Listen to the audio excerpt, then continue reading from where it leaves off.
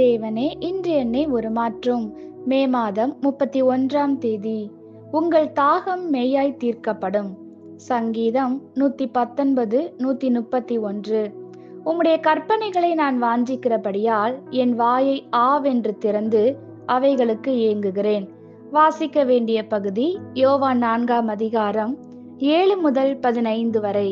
அவருடைய சீசர்கள் போஜன பதார்த்தங்களை கொள்ளும்படி ஊருக்குள்ளே போயிருந்தார்கள். அப்பொழுது சமாரியா நாட்டாளாகிய ஒரு ஸ்திரீ தண்ணீர் மொள்ள வந்தாள். இயேசு அவளை நோக்கி, தாகத்துக்கு தா என்றார். யூதர்கள் சமாரியருடனே சம்பந்தம் கலவாதவர்கள் ஆனபடியால் சமாரியா ஸ்திரீ அவரை நோக்கி, நீர் யூதனாயிருக்க சமாரியா ஸ்திரீயாகிய என்னிடத்தில் தாகத்துக்கு தா என்று எப்படி கேட்கலாம் என்றாள். இயேசு அவர்களுக்கு பிரதியுத்தரமாக, நீ தேவனுடைய ஈவையும் தாகத்துக்கு தா என்று உன்னிடத்தில் கேட்கிறவர் இன்னார் என்பதையும் அறிந்திருந்தாயானால் நீயே அவரிடத்தில் கேட்டிருப்பாய், அவர் உனக்கு ஜீவ தண்ணீரை கொடுத்திருப்பார் என்றார். அதற்கு அந்த ஸ்திரீ, ஆண்டவரே, மொண்டு கொள்ள உம்மிடத்தில் பாத்திரம் இல்லையே, கிணறு ஆழமாய் இருக்கிறதே, பின்ன எங்கே இருந்து உமக்கு ஜீவ தண்ணீர் உண்டாகும்? இந்த கிணற்றை எங்களுக்கு தந்த நம்முடைய பிதாவாகி யாக்கோபை பார்க்கிலும் நீர் பெரியவரோ? அவருக்கும் அவர் பிள்ளைகளுக்கும் அவர் மிருக ஜீவன்களும் இதிலே குடித்ததுண்டே என்றாள். இயேசு அவளுக்கு பிரதியுத்தரமாக, இந்த தண்ணீரை குடிக்கிறவனுக்கு மறுபடியும் தாகம் உண்டாகும். நான் கொடுக்கும் தண்ணீரை குடிக்கிறவனுக்கோ ஒரு காலம் தாகம் உண்டாகாது. நான் அவனுக்கு கொடுக்கும் தண்ணீர் அவனுக்குள்ளே நித்திய ஜீவ காலமாய் ஊறுகிற நீரூற்றாய் இருக்கும் என்றார். அந்த ஸ்திரீ அவரை நோக்கி, ஆண்டவரே, எனக்கு தாகம் உண்டாகாமலும் நான் இங்கே மொண்டு கொள்ள வராமல் இருக்கும்படி அந்த தண்ணீரை எனக்கு தர வேண்டும் என்றாள். ஆமென். சிறு பிராயத்திலே களைப்பான விளையாட்டு நேரத்திற்கு பின் உங்கள் வீட்டிற்கு ஓடி வந்த நாளை நினைத்து கொள்ளுங்கள்.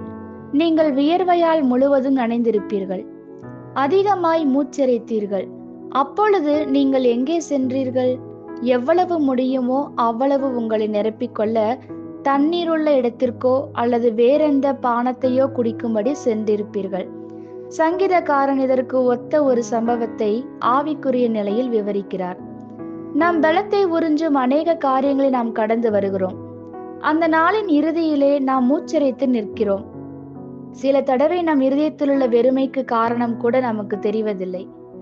நம் இருதயங்களுக்கும் ஆத்மாக்களுக்கும் அத்தியாவசியமாக ஒன்று தேவைப்படுகிறது. அவைகளுக்கு வசனம் என்னும் தண்ணீர் தேவை. அதனுடைய ஆறுதல், ஆலோசனை, சீர்திருத்தல் மற்றும் ஆசீர்வாதம். அதை நாம் புரிந்து கொள்ள வேண்டும். இது தெரியாமல் தொலைக்காட்சி பார்ப்பது, நண்பர்களோடு பொழுதுபோக்க முயற்சிப்பது போன்ற பல காரியங்களை நாம் முயற்சிக்கிறோம். இவைகள் நமக்கு அவ்வப்போது தேவையாக இருக்கிறது. மேலும் இவைகள் தவறான காரியங்கள் இல்லை. ஆனால் இவை ஒருபோதும் பலனை கொண்டு வர இயலாது. ஆனால் நம்மை இன்னும் கொஞ்சம் பலவீனப்படுத்தும். அவை ஆவிக்குரிய விதமாகவும் மன ரீதியாகவும் உணர்ச்சி பூர்வமாகவும் நம்மை வறண்டு போக பண்ணுகின்றன. அவைகள் மெய்யான நிறைவை வழங்காத போலி திருப்திகள். வஞ்சிக்கப்படுவதிலிருந்து வெளிவர வேண்டிய நேரம் இது. நீங்கள் தாகமாய் இருக்கும்போது தண்ணீரிடம் செல்லுகிறீர்கள், தொலைக்காட்சியிடம் அல்ல. உங்கள் இருதயம் பசியாய் இருக்கும்போது வசனத்திடம் சென்று நிரம்புங்கள். தேவன் ஜீவ அப்பத்தை உங்களிடம் பகிர்ந்து கொள்கிறார். நீங்கள் புதுப்பிக்கப்படக்கூடிய இடம் தேவனுடைய பிரசன்னம்.